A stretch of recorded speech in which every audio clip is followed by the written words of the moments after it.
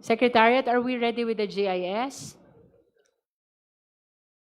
Please refer to the GIS of 2 years, no, of June 5, 2024. Sige po, baka may kopya na lang din po yung SEC para we can be a bit fast.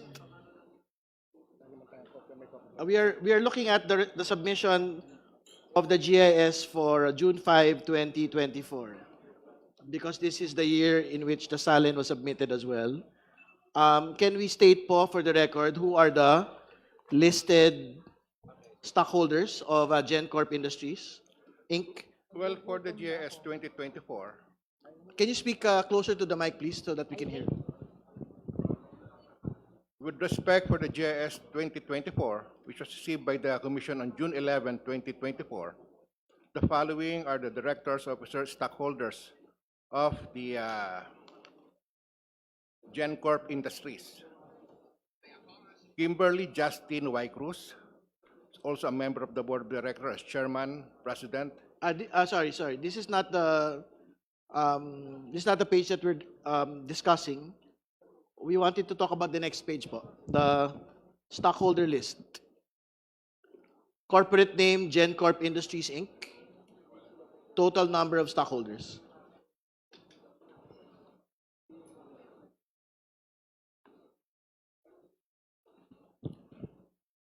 Meron po siyang 6 na stockholders dito. Ayon po sa June 5, 2025, June 5, 2020. Sige, we can discuss the June 5, 2025 po muna. All right. meron pong 6 na stockholders. Sige po, can you state it for the record, please? Ang una po ay si Kimberly Justin Y. Cruz. Siya po member ng board, ang presidente, at ang kanyang number of shares na subscribe ay 1,875. Pangalawa po ay ang JTC. Kindly speak closer to the microphone. Ang pangalawa po ay yung JTC Group of Companies, represented by a certain Jaime T. Cruz, na meron po siyang... Excuse me, I have to stop you there. I don't think we're looking at the same document, please.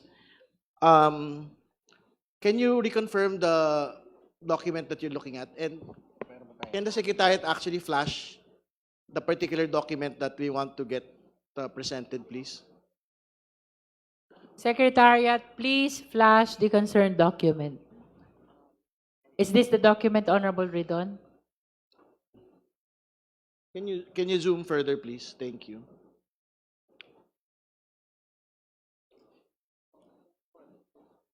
Can you zoom further?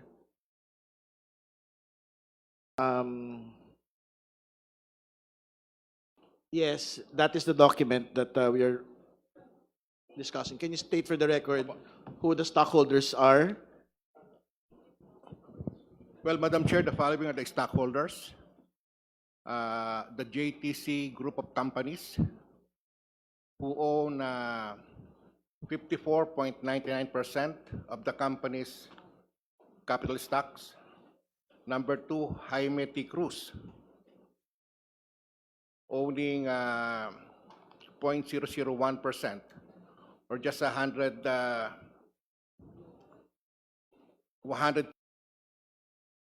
peso in terms of paid-up capitalization, or 1 share. The other one is Richie Evet Cruz, who owns 2,500 shares, or 20% of the company. The other one is Kimberlyn Justin Y. Cruz, owning 15% of the company, or 1,875 shares. Next is Gurley S. de la Cruz, who owns 5% of the company, or a subscription of 625 shares. And the last one is Nathan Zachary Cruz, who own also 5% of the company, or with a subscription of 625 shares. So the total po is, the total of ownership is 100% for for the 6 stockholders. Is that correct? Yes, Madam Chair. We would like to state for the record, Madam Chair, that for the 2025 GIS submission of GenCorp Industries, Inc., it is not listed as a line item, the name Sara Z. Duterte. The manifestation is noted. Can we go back to the 2024 submission of the GIS, please? So that we can read for the record as well yung pong listahan ng stockholders. Please flash the 2024 GIS.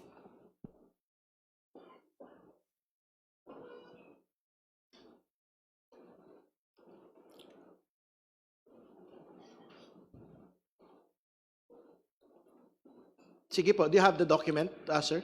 Yes, Madam Chair. Reading the 2024 GIS, the following are the stockholders. First, JTC Group of Companies, owning 64.99% of the company, or the total of 8,124 shares.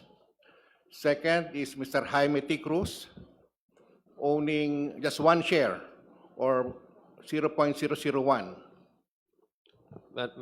Madam Chair. Honorable Madam Chair, Adjong. with the indulgence of Congressman Ridon, Madam Chair, as a response to the question of Congressman Ridon, the SEC mentioned certain names, Mr. Chair, which are names that are not supposed to be part of the justice hearing, the impeachment hearing. I move, Mr. Chair, that for privacy, data privacy, that we do not violate this law. I move Would you that- like to raise the I would necessary move that- motion? Yeah, I would move that the names that are not that are not part of the hearing of the Justice Committee be stricken out from the record in order that we avoid violating the data privacy law. There is a motion to strike out from the record the names of stockholders not part of this impeachment proceeding due to the data privacy law. Is there any second? The same has been seconded. Any objection? Hearing none, the motion is granted. All right. Committee Secretariat is directed to strike out from the record all the names mentioned in the records. All right, we submit, Madam Chair.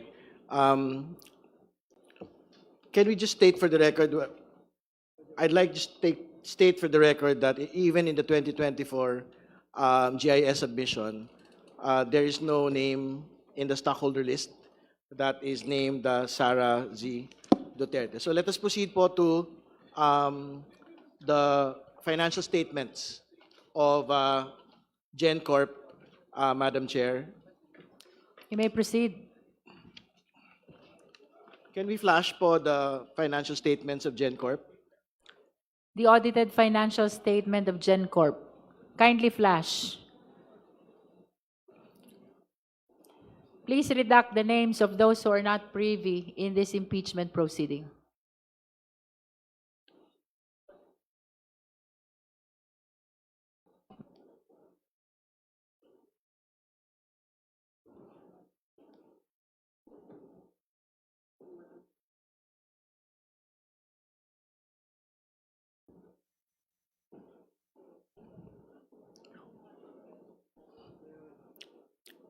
Okay po. We are looking at the financial statement for 2021. Particularly po the statement of income. Do you have the copy of it po, Sec Representative, please?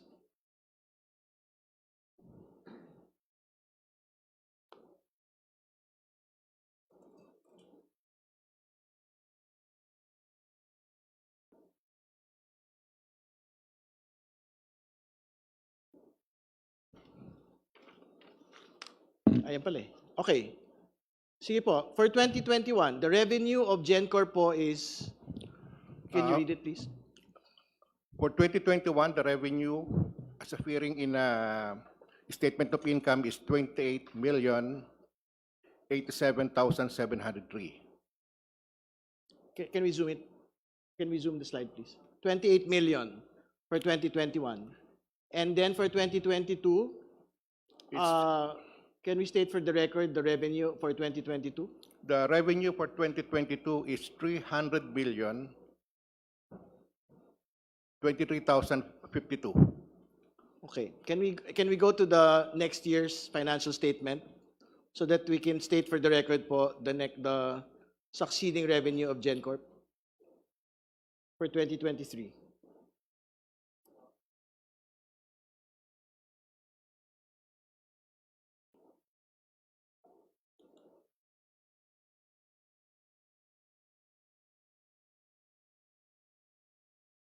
Can we go to the 2023? Ayan. Okay. Ito po. Can we state for the record, Sec Representative, please? Madam Chair, for the revenues of the GenCorp industry in 2023 is 320,560,702. And for 2024? For 2024, and the revenue is 394,075,361. Thank you for your response. Very curious po yung net income din po. Can we state for the record also from the beginning? Yung 2021, 2022, 2023, 2024, please. Ayan po. The net income for 2021 is what? Kindly state for the record, please. For 2021 is 28,087,000. Sorry, the net income for 2021 at the bottom. 182,794. Okay. For 2022 naman po, It's 1,831,093. okay, next slide for 2023 and 2024. Can we state for the record the net income?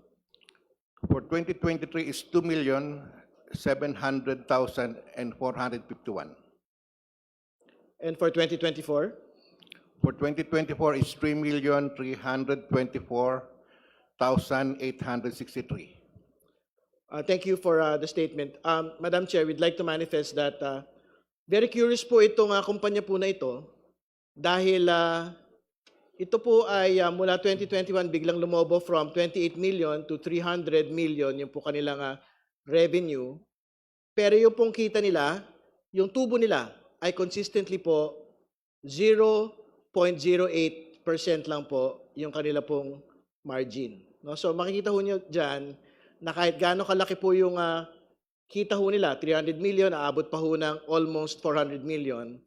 Pero sa dulo, yung pong tubo nila ay ganun lang po kaliit. No? So I think this deserves a further scrutiny by law enforcement offices dahil not only because it was stated in the salin of the Vice President, but also because gusto nating malaman, ganyan ba talaga ho nag-ooperate yung ilan po sa mga kumpanya na nakapangalan po sa atin pong pangalawang Pangulo. No? So, yun po, Madam Chair, yung isa ho sa mga gusto ho nating masilip. Yun po muna. Maraming salamat. Thank you. Any other member who wishes to raise Madam Chair. clarificatory questions? The Honorable Gutierrez and then the Honorable Tino. Madam Chair, just to make it brief, actually one of the points I wanted taken up was taken up by Congressman Redon. The SEC has confirmed that despite the mention of GenCorp in the 2024 SALN, wala naman po sa GIS. On that note though, correct po ba to the Honorable Chairman, to the SEC, we're talking of GIS since 2021, no? Kasi yun lang po yung establishment ng GenCorp. Tama po, Madam Chair. And I recall si Congressman Redon was talking about the non-existence or non-appearance of the name of the Vice President. But Madam Chair, for all those JS, was a beneficial ownership component included in the JS? I'll check po, Madam Chair. Ngayon lang po. You're asking about the beneficial owner? Yes. Because for the information of the public, when you file a JS, may requirement po na on the last page, I believe, dapat merong beneficial owner that's mentioned. Maybe that would explain po the discrepancy kung bakit wala po sa shareholder. So we're confirming now the because I think the publicly available GIS, because this can be gathered naman po publicly, wala po yung beneficial ownership. So that's why, Madam Chair, I want to clarify with the SEC if they can confirm na wala nga pong beneficial ownership component. Madam Chair, but the BO form is part ng GIS. Pero nire-redact po namin yan kasi hindi po siya available sa public. At hindi po namin naisama sa request ng committee. Okay. Pero kung i-request po yan, kami po magsasama ng kopya niyan. Thank you for the confirmation, Madam Chair. So that'll explain why wala po. So, and he, sorry to correct us, Madam Chair. So wala rin po sa submission that was included. Hindi po siya naisama sa document submitted by virtue of the subpoena today. Hindi po. Wala po. Madam Chair, perhaps it would be something that the endorsers would consider if they want to look into it. Kung sino man po yung nag-motion for the subpoena of the GIS to include now the beneficial ownership. But siguro we can take this up at a later time. That's all for me for now. Thank you, Madam We will Chair. defer to the endorsers of the impeachment complaint. Any other clarificatory questions? The Honorable Tino is recognized. Madam Chair. Madam Chair, kasama po ba sa information ninyo anong tipo ng negosyo or business yung, for example, GenCorp Industries Incorporated? Pwede po bang ma-share? Well, based po sa kanyang primary purpose, ito po ay ang GenCorp po Industries Please speak closer to the microphone. to establish, operate a restaurant. Naka-indicate po ba kung anong restaurant? The SEC is reminded to limit the answers to what appears in the document subject matter of the subpoena.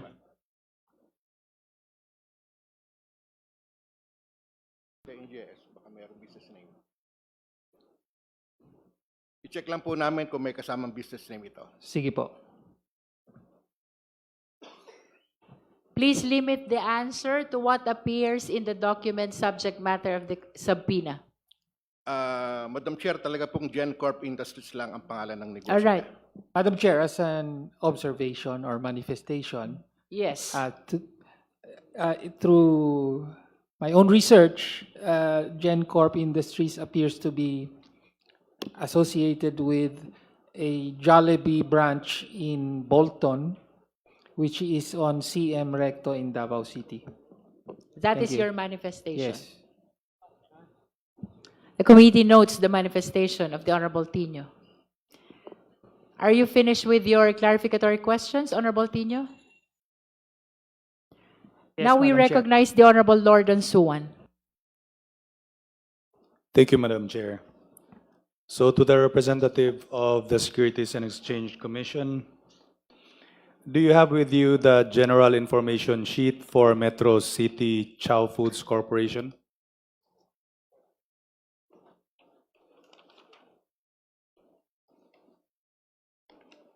Meron po, Madam Chair. May I ask if, based on the GIS of Metro City Chow Foods Corporation for the year 2022, does the name Sara Z. Duterte appear as one of the board of directors?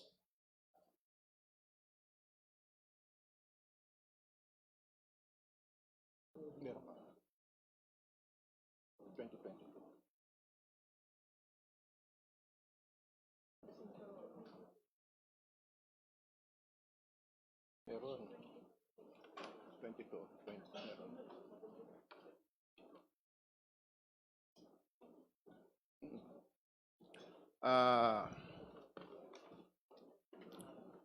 Madam Chair, for the GIS of Metro City Chow Foods Corporation, for the GIS 2022, the name Sara Z. Duterte appears to be a stockholder of the corporation. She is a stockholder and not a board of director, not one of the board? She is also a member of the board of the corporation. Okay. Based on the GIS of the same company, Metro City Chow Foods Corporation, this time for the year 2023, does the name Sara Z. Duterte also appear as one of the stockholders or member of the board of directors? Yes, Madam Chair, also the name of Zara Zay Duterte appears as a stockholder and member of the board of Metro City Chow Food Corporation. And for the year 2024, based on the general information sheet of Metro City Chow Foods Corporation, does the name Sara Z. Duterte also appear as a member of the board of directors? Madam Chair, based on the 2024 JS of the corporation, the name Sara Zay Duterte appears as stockholder and member of the board of the said corporation. Can you confirm if the name Sara Z. Duterte listed as a member of the board of Metro City Chow Foods Corporation is the same Vice President Sara Z. Duterte? Well, Madam Chair, the reference here is Zara Zay Duterte. Then I presume that this is the Honorable Vice President, Sara Zay Duterte. Based on the general information sheet of Metro City Chow Foods Corporation for the year 2025, is the Vice President still listed as a member of the board of directors of the same company? Yes, Madam Chair, Zara Zay Duterte appears to be a member of the board and a stockholder of the corporation under the 2025 JS. Also based on the 2025 general information sheet for Metro City Chow Foods Corporation for the year 2025, does the respondent Vice President have 500 shares in this company? Madam Chair, based on the 2025 amended JS, the name Sara Zay Duterte appears as a stockholder of 500 shares of the said corporation. Madam Chair, just an observation. Section 13, Article 7 of the Constitution prohibits the Vice President from participating directly or indirectly in any business during her tenure. And the resource person has just confirmed that she has 500 shares of stock in a private company. For the consideration of the committee, Madam Chair. We note the manifestation of the Honorable Lord Suwan. Do you have any other clarificatory questions? Madam Honorable Chair. Suwan? Wala na po, Madam Chair. Now we recognize the Honorable Jude Asidre. Magandang hapon po, Madam Chair. Meron po ako mga clarificatory questions sa kinatawan po ng SEC. Base po sa SALN ng kagalang-galang na Pangalawang Pangulo, ang mga business interest at financial connections na nakadeklara doon ay ang mga sumusunod. First, Metro City Chow Foods Corporation. Second, GenCorp Industries Incorporated. Third, Carpio Lawyers. Fourth, 888 Bistro. Fifth, Kale 88 Foods Corporation. Sixth, Madayao Fisheries Corporation. 7, Mati City Ice Plant and Cold Storage Incorporated. 8, Amianan Shores Incorporated. 9, Geometry Security and Investigation Agency Incorporated. And 10th, Cable to 88 Shipping and Marine Services Incorporated. May mga tanong lang po ako tungkol dito, Madam Chair. May Sa- proceed. Sa kinatawan po ng SEC, makukumpirma niyo po ba na ang Metro City Chow Food Corporation, katulad ng nauna for the record, at paulit ko lang po, nakarehistro pa rin po sa SEC at kumpleto po ang mga submissions nito? Updated po ba ang mga submissions nito?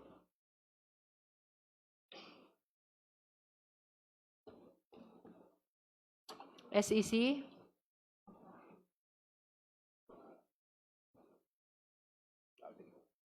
Madam Chair, with respect to the annual reportorial compliance po ng Metro City Chow Food, we prepare a monitoring sheet indicating kung ano po ang mga na-submit ng nasabing kumpanya, which is composed of consisting of GIS and financial statement, which are form part of their annual compliance report.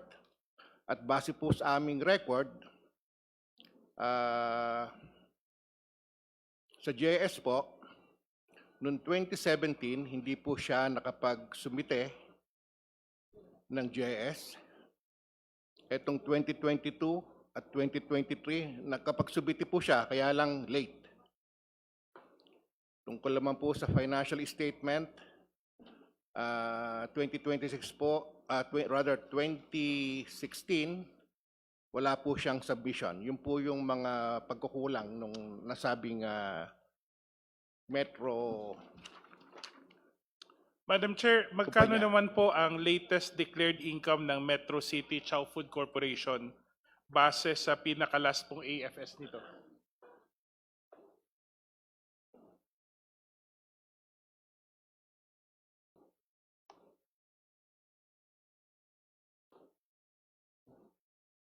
Magkano po ang kinita ng Metro City Chow Food Corporation nitong 2024?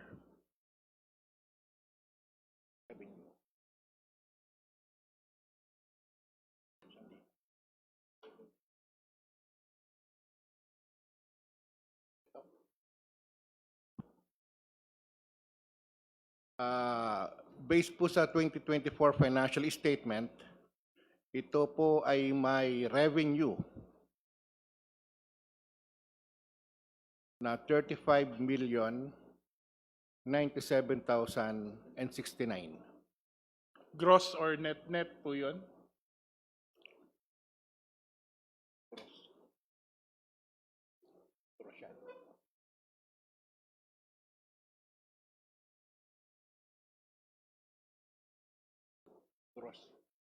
Gross po.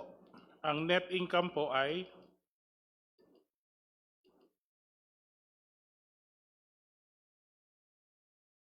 Income. Hanapin natin yan.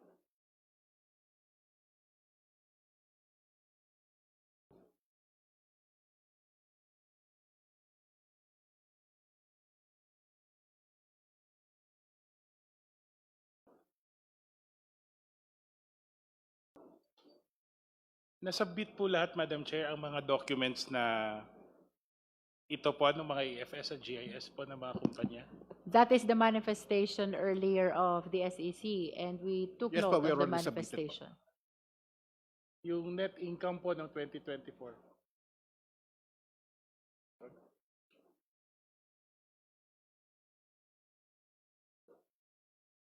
Madam Chair, Madam Chair, can we request, With the indulgence of the Honorable Asidre, Yes. the Honorable DS Biron is recognized. yes, can we have the AFS, audited financial statement, flashed on screen?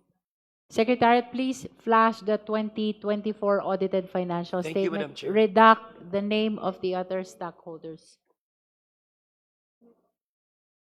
Yung net income lang, Madam Chair. 2024.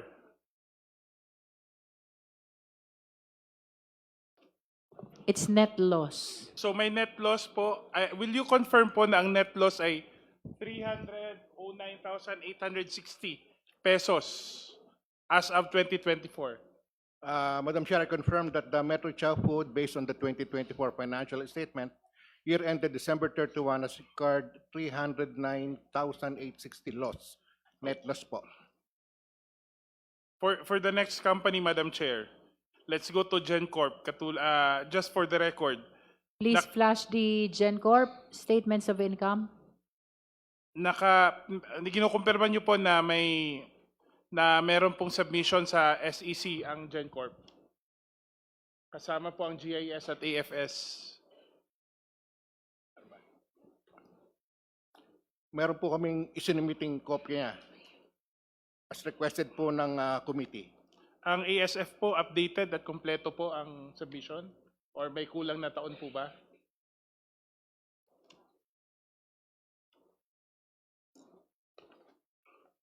Yeah, hanapin ko lang yung GenCorp. GenCorp. Ah, base po sa record namin, ang GenCorp po ay may violation po sa pagsumite ng report sa dahilan po na noong 2022 at 2023, late po silang nakapagsumite ng kailang GIS. At magkano naman po ang latest declared income? For the record pa, ulit lang po, nung GenCorp Industries Incorporated as of 2024.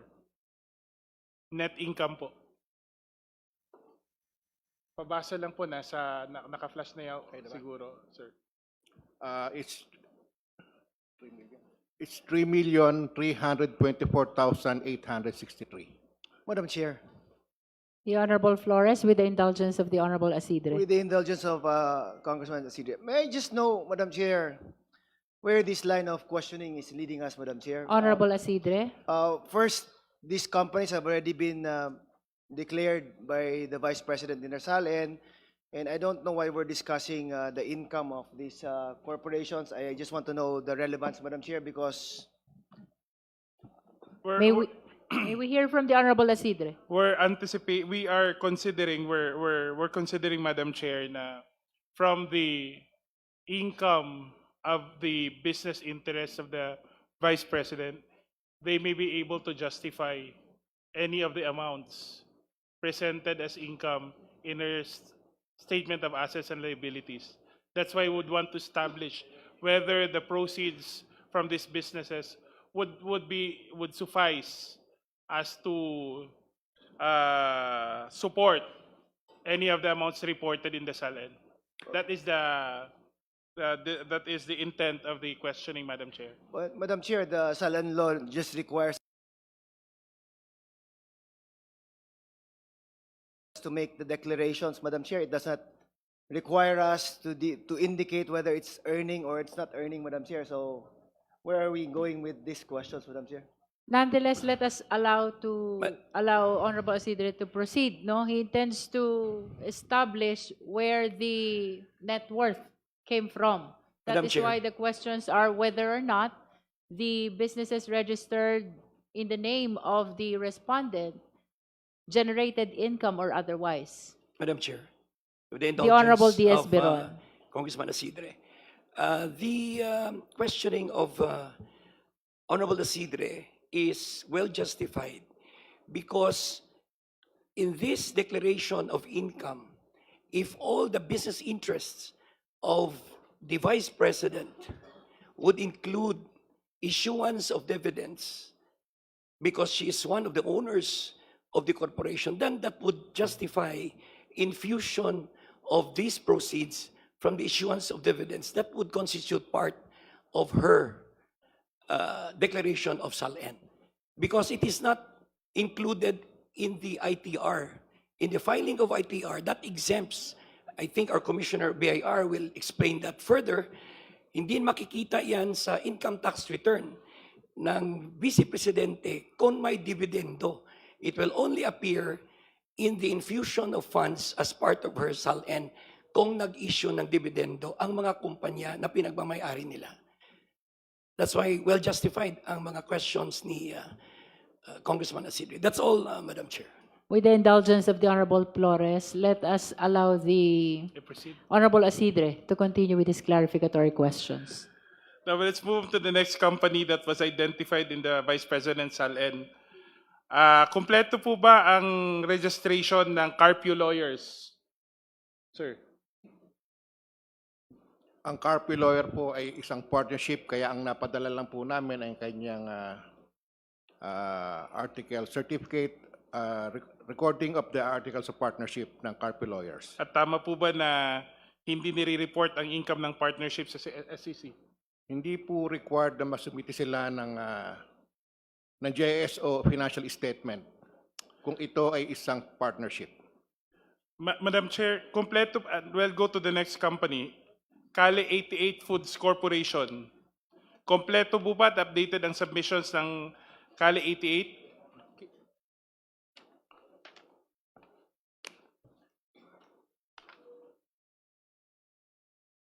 For Cali 88, Madam Chair, Kumpleto po ang GIS at financial statement, although yung 2022 at 2023 GIS po ay naisumiti po sa amin ng late. Magkano po yung pinaka net income ng Kali 88 Foods Corporation nung yung pinaka latest po na income na dineclare?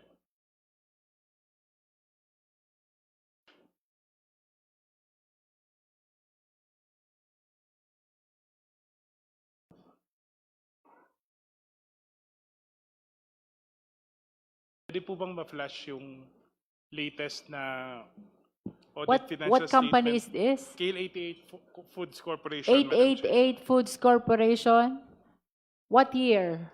2023 yata ang pinaka-last. 2023 audited financial statement. Kindly flash.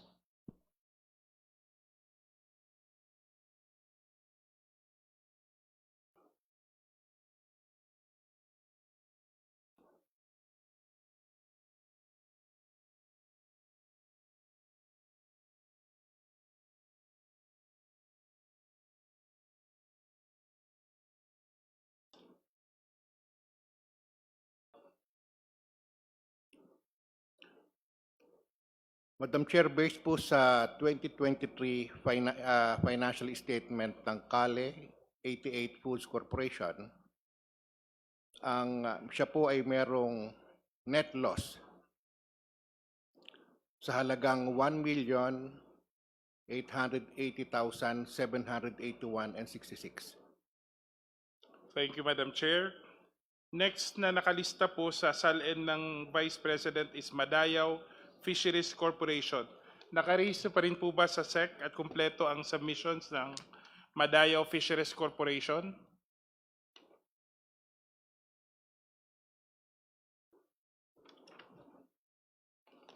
Registered din.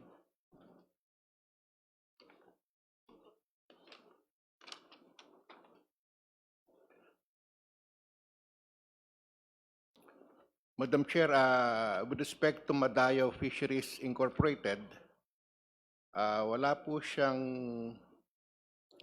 GIS ng 2021, pero nakapagsumiti po siya, late nga lang ang GIS for the year 2022 hanggang 2024, at wala po siyang naisumiting,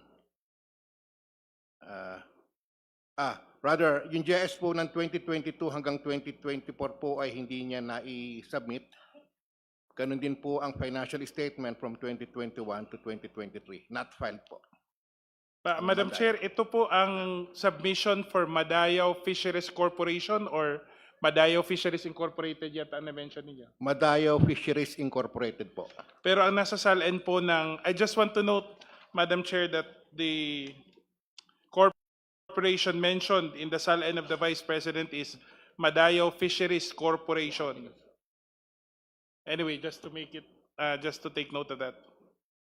Next, Madayaw Mati City Ice Plant and Cold Storage Incorporated. Updated po ba ang registration and AFS submission?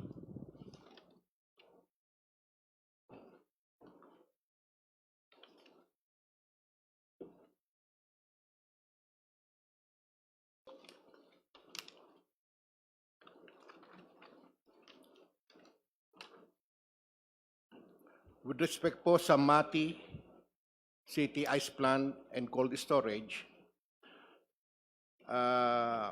meron po siyang report ng 2024 hanggang 2026 na GIS. Ang latest income po, Madam Chair. Ano nakalagay? Meron ba tayo? Sa FS?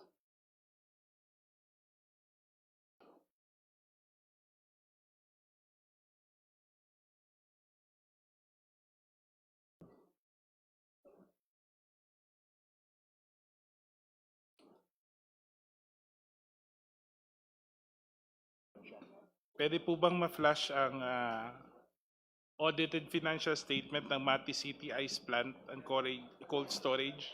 Secretariat, please Incorporated. flash.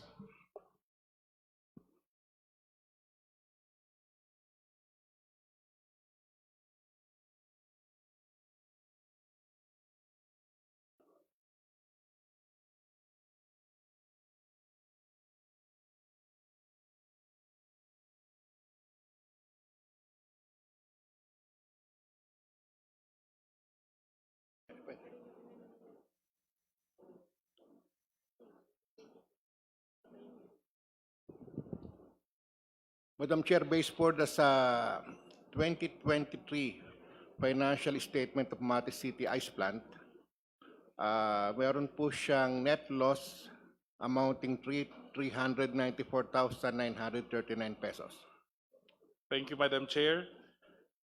For Amianan Shores Incorporated, active po ba ang registration nito at kumpleto ang submissions?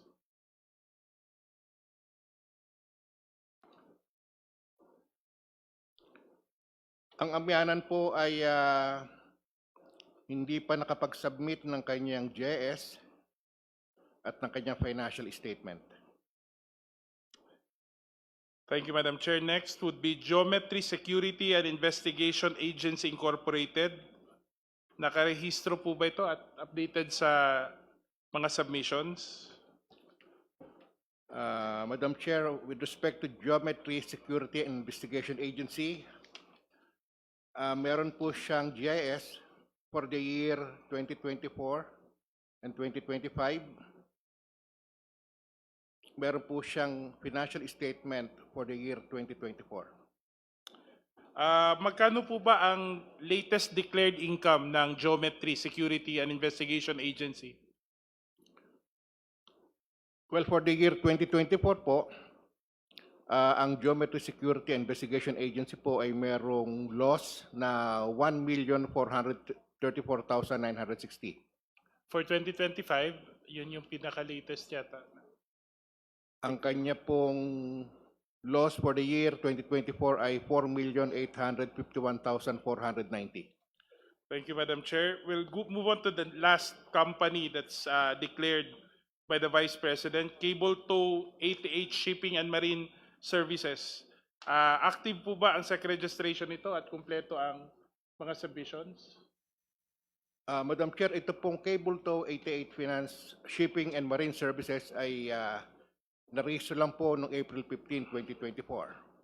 Ayon po sa aming record, wala pa po siyang naisubmite na GIS at financial statement. At wala ding audited financial statement. Ibig Tama sabihin po. walang Wala declared po pong income report. so far on record. Wala po po siyang report na nasaubit sa amin. Thank you po, Madam Chair. May I end with a brief manifestation? Batay po sa paglilinaw ng ating kasamahan mula sa Securities and Exchange Commission, na patunayan po natin na may mga kumpanya na hindi kompleto ang pag-submit o hindi nga updated ang pag-submit ng kanilang mga required documents, particular ang GIS at audited financial statements. Bagamat sabi nga ng ating kasamahan si Congressman Flores, hindi naman obligado, would like to take note of this because this is an indication of good corporate governance to which the Vice President, of course, as a private citizen, is also duty-bound for regulatory compliance and financial transparency. Second, at least in one company, we've seen may discrepancy sa pangalan ng kumpanya at yung kumpanyang dineclare sa SALN at sa official records. I think that should be placed on record, Madam Chair.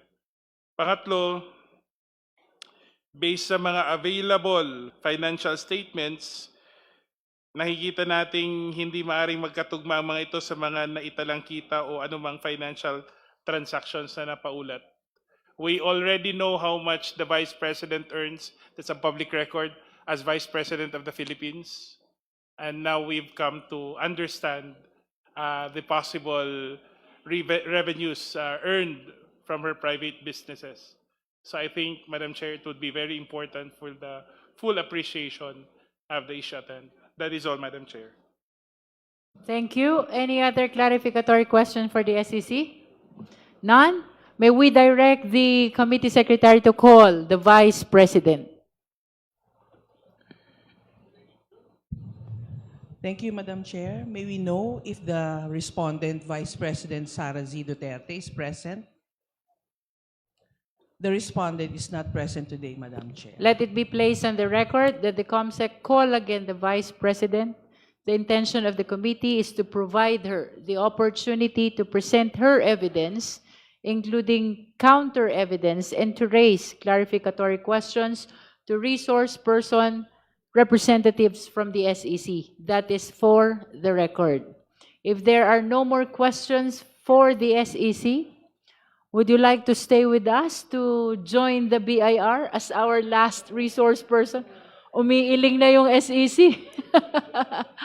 So with the indulgence of the members and our last resource person, papayagan na po natin yung SEC. Commissioner, pasensya na po. The Securities and Exchange Commission representatives are all excused. Maraming salamat po for spending your time with the Justice Committee. Now we come to our last resource person. And we are so blessed to be with the BIR Commissioner, Attorney Charlie Mendoza. Maraming salamat, Commissioner. You've been with us since this morning, no? Let me say, save the best for last. Okay. So the floor is now open for clarificatory questions to the BIR Commissioner, Attorney Charlie Mendoza.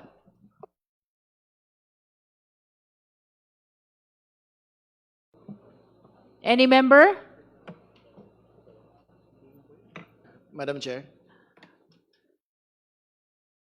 Madam Chair.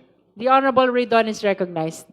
We'd like to know from the BIR if they had complied with the subpoena for the income tax returns and other tax documents relating to the Vice President, Attorney Manscarpio, and their other related firms.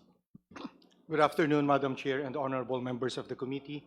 Yes, Madam Chair, we confirm that last April 14, we submitted the documents enumerated in the subpoena that was served to the Bureau of Internal Revenue. We have submitted the documents subject to the condition that the same be examined in an executive session as provided by law. Thank you, Madam Chair. We direct the committee secretary to kindly